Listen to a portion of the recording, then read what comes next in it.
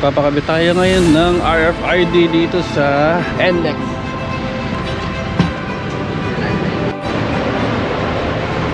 Tapos tayo sa We're here na our first NLEX experience using our new LV Fortuner. hindi yung katulad na sinasabi nila na sobrang tagtag.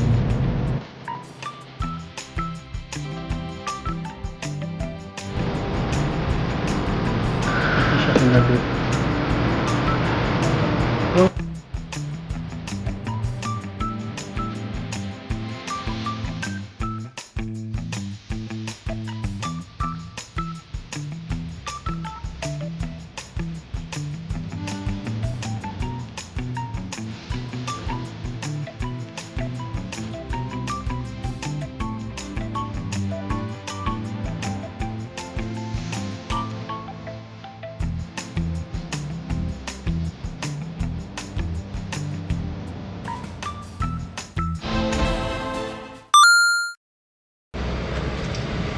Ayan na.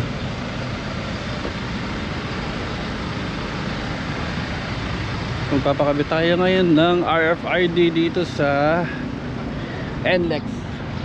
Unified ID niya. Pogi na. Kabit tayo ng RFID. Dito to sa nasa may bandang Balintawak pag umakyat ka. Ay, pag pumulambas ka sa Balintawak exit. Dito yun. Pinakadulo. Ayan, pakabit lang tayo.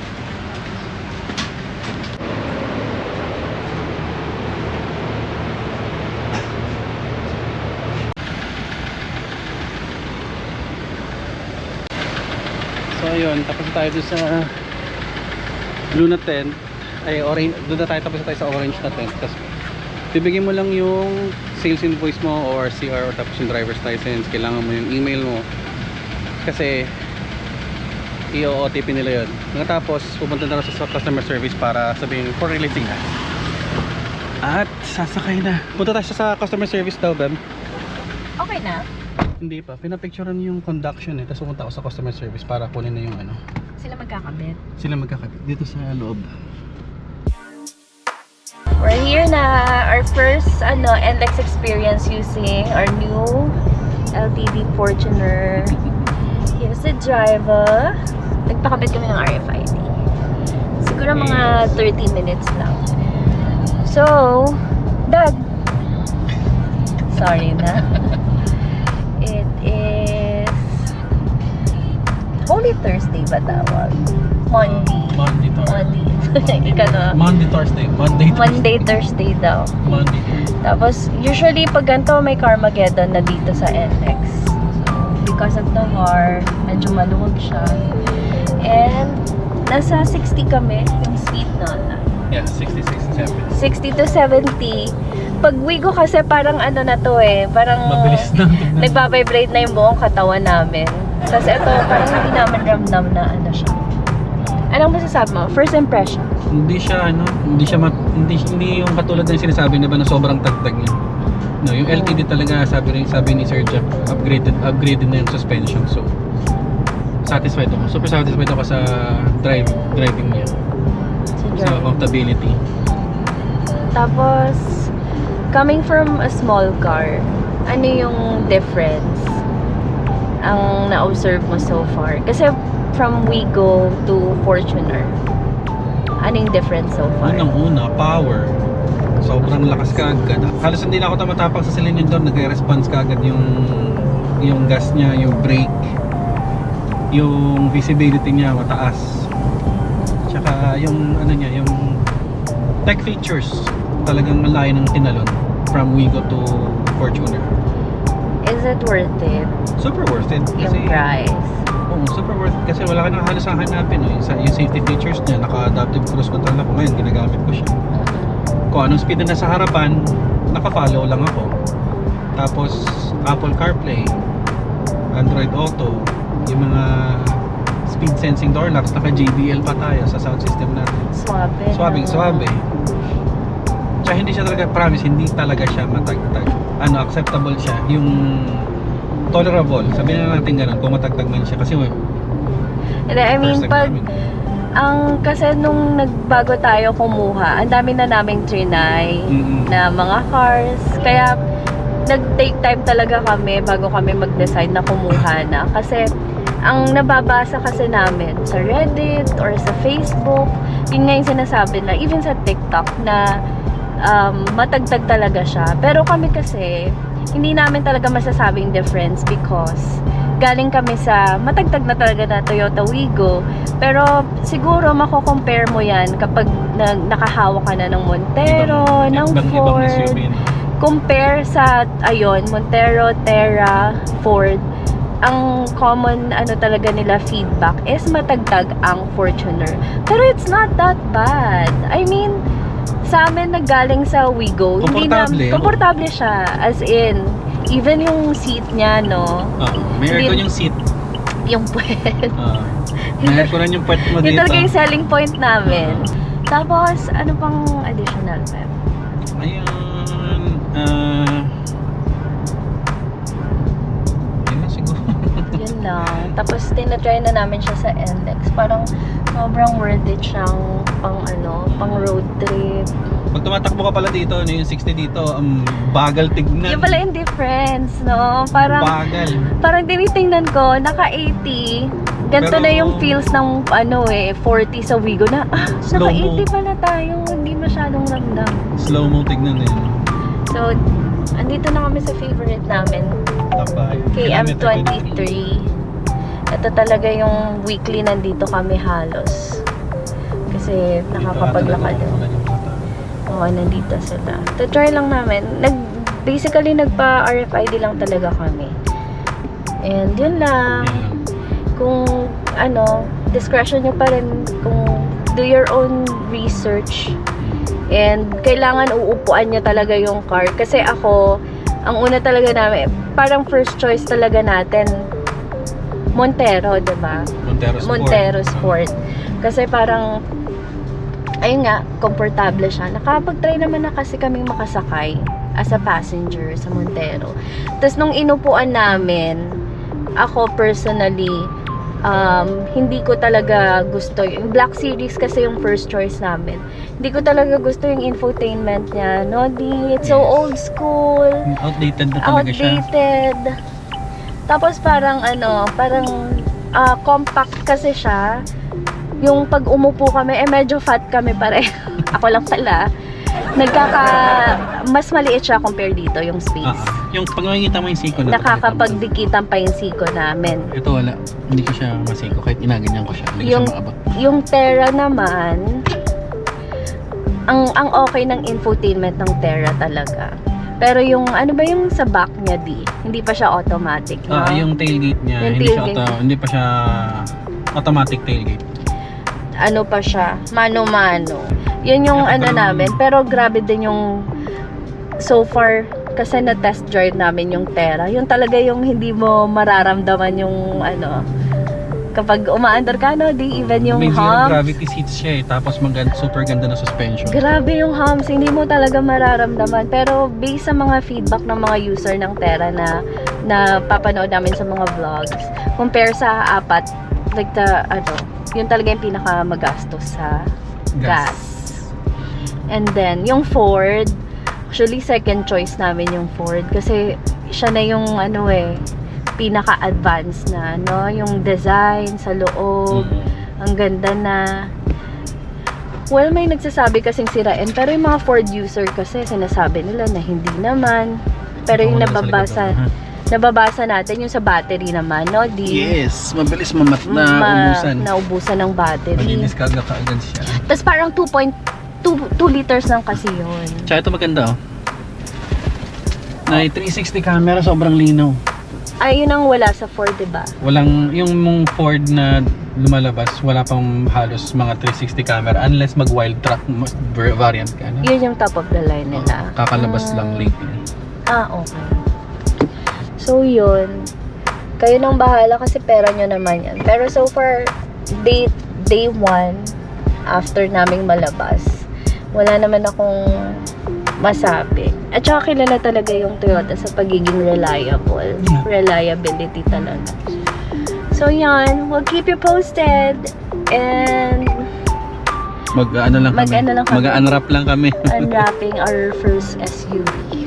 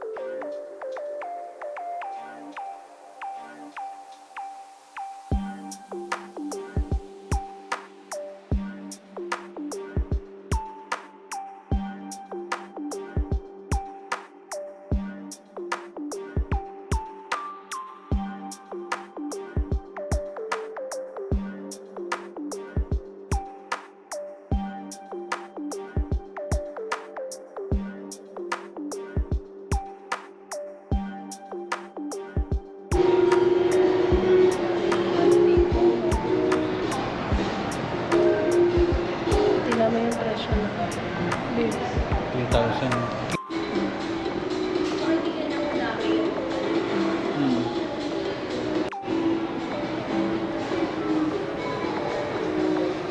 So yung DD5 dashcam na stall nila located to sa 3rd floor.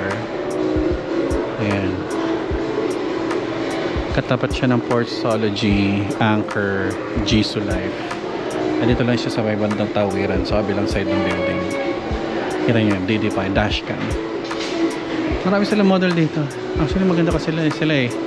Kaysa dun sa iba na mabilis umiinit. Ito raw kasi hindi to umiinit kahit mabilad sa araw. Talagang ewan ko bang kung may cooling system ata sila. So pakita ko sa inyo paano sila nag-install.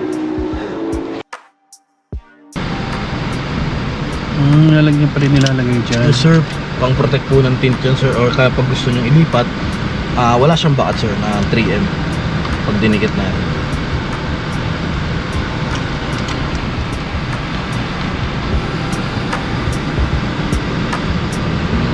Hindi siya nag-overheat pag ano. Hindi sir, super capacitor na po siya, so built po siya para talaga sa klima ng Pilipinas. Ang dating ng ganito. Ang tibay. Oo sir, matibay na po siya. Sentro. Wag lang po talaga siya malamatan ulit na kunyari natanggal tapos babalik nyo, hindi na mahirap na po yun. Oo, sabay mo tatagal yung adhesive mo. Check ko lang po yung likod. Sir, Tignan natin yung likod. Yan.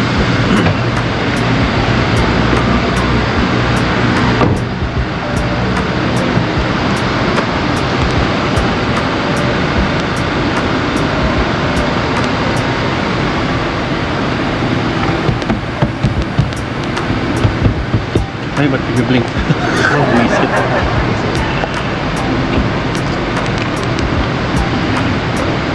Ito siya kinabit. Oo, hindi pagkakagawa nila. Naipit dito. Tagong-tago ah. Pwede rin naman natin yung mas maayos. Wala namang tapping ng wire to, ano sir? Wala po sir. Plug and play lang po tayo. Ang iniiwasan natin dito is yung mobile wire. Oo nga eh.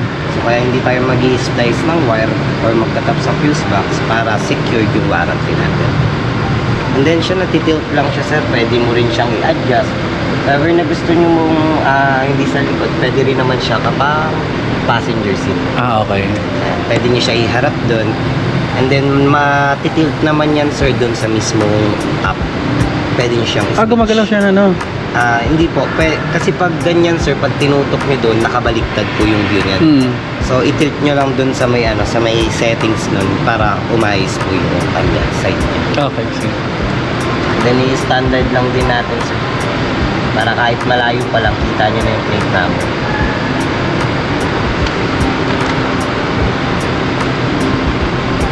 Dito sa vlog. Yan ang company. So mabilis sila mag-install. 20 to 30 minutes lang talaga. Ito nga pinapadaan.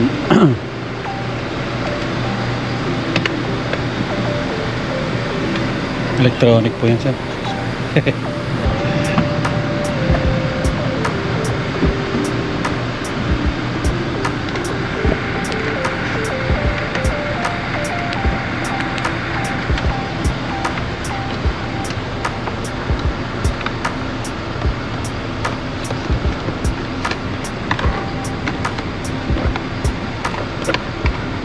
Hindi naman siya lalaganit na pag kunyari magkakaroon dadaan sa rumble strips. Ay, hindi naman sir.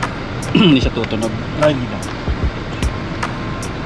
Dito pala ito.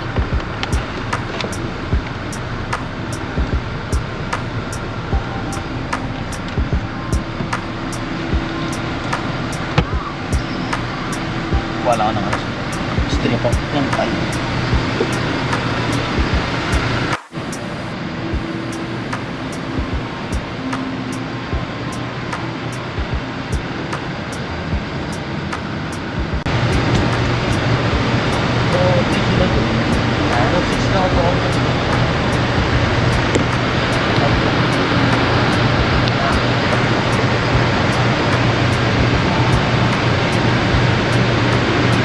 Sipatin natin paano nila ginawa.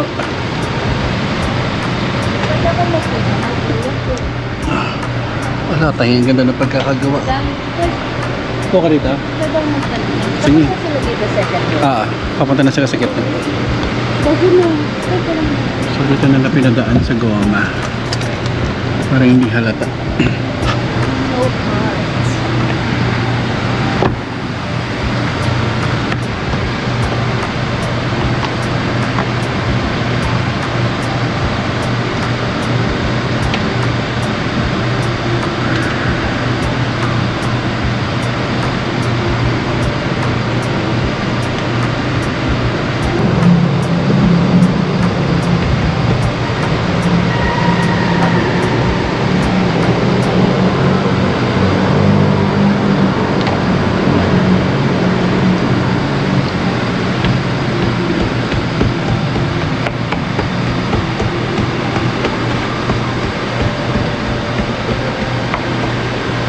Siguro bigyan na lang kayo ng mga tip, no? Pagkatapos gawin. Papakita ko yung mga specs niya rito. Kasi nag-try ako mag-record kanina. Naka-time lapse na. So, isusulat ko na lang yung mga ano doon, yung mga specs na nabili namin, magkano, saan namin ito nabili. So para sure lang na malinis yung pagkaka-install, hindi na namin pinagawa. Kasi hindi ako masyadong kinakalikot yung sasakyan eh. Wala pa akong tiwala sa sarili ko. Ayun, halos tapos na sila. Tingnan natin sa driver's side kung nag-i-impede po talaga yung itsura.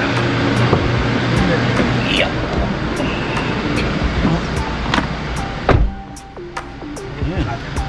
Hindi yan sunod. Seamless. Yung gitna. Hindi naman siya nakakaharang sa akin.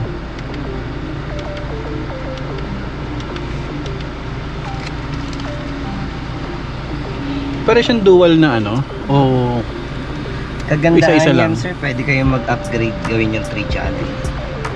Bibili lang po kayo ng Mini 2X and then N-Link. Hello sir.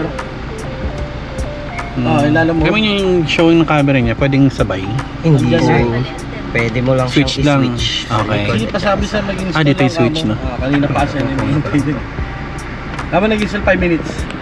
Ito yung mga physical buttons niya. Yes po. Ano na? Ito, audio recording. Yes. Oh, hindi ko nasagot eh. Minsan in-off namin yan, sir, for privacy po nung nag-uusap po Ah. dito. So, May pwede mo contact ka rin siyang ba? i-on, Contact mo rin si Michael. pwede nyo siyang i-off. Sige sir. So, kung naka-off lang siya, yung mga recordings na makukuha niya is wala pong audio. In-on lang naman po yan if ever na may enforcer lalapit sa inyo. Kahit hindi siya nakikita ng camera, pag in-on nyo to, makikita, naririnig naman po yung mga pinag-uusapan. So for security po ng security and privacy po na nag-usap dito, in-off lang po kami. So pwede rin kayo mag-replay dito, sir. Yan. Sa common video po, nandiyan po lahat ng mga na-save niya. So So, pag nanood po kayo ng clip dyan, automatic nag-i-stop po ng record yun. So, kapag app naman po, mag-i-stop pa rin siya, pero sa app, pwede nyo agad siya ma-download automatic. Madadownload naman niya sa ano, no? Sa app po. Okay. Ano pangalan ng app? DDPay app, sir. DDPay. Download na lang din po kayo para ma-guide namin. Sige. Yan po. Sige, kami na lang. Sige po. Basta po pag kinonect nyo po siya sa cellphone po, ang default password niya po is 1 hanggang 0 po. 1 hanggang 0. 1, 2, 3, 4, 5, 6, 7 hanggang 0. Okay. Yung counter. Kasi po pag ganun, pagka bagong download pa lang po nung app nyo, papapuntahin niya kayo sa may settings po ng wifi nyo. Pagka-connect nyo po doon, ko-connect kayo kay Z60, papanoin pa kayo ng default password po. Malinis. Ang ganda mo.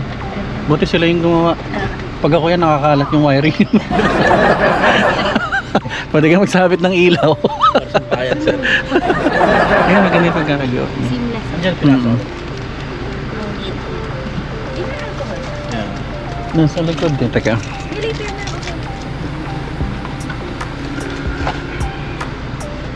Check mo yung sir yun dito sa baba. Ayan. Nakaipit na yan. So ito na lang pinaka-nakalabas niyan, sir. Malinis. Nakaipit na po yan dito sa baba. Kaya pwede naman ako magpalit ng 12 volt, no? Hindi naman siya ano. So, pakita ko na lang. Joke lang. Thank you po. Sir, thank you. Thank you po. Thank you po. Galing nyo. Ang galing nyo, sir. Malinis Malinis.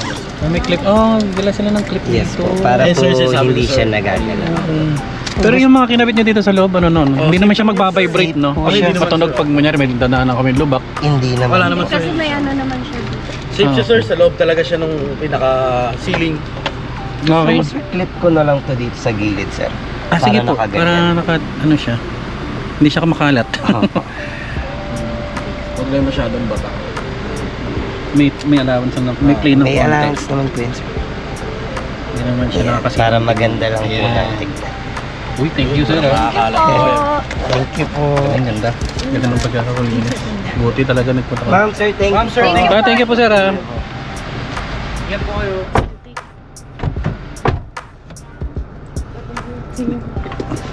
Yung- Ayun. Yay! Meron na kami. Wala siyang ano. Kailangan kong makita yung settings niya. Gosh. System settings. More. Sobrang ganda ng pagka-install. As in, hindi mo malalaman kung saan dumaan. Oo nga eh. Sobrang seamless lang. System settings. Wi-Fi. Brightness. High.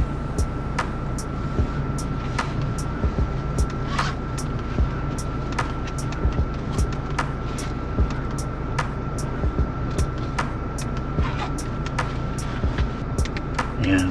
Sa ito yung likod ba po? Ang ganda. Ang linaw.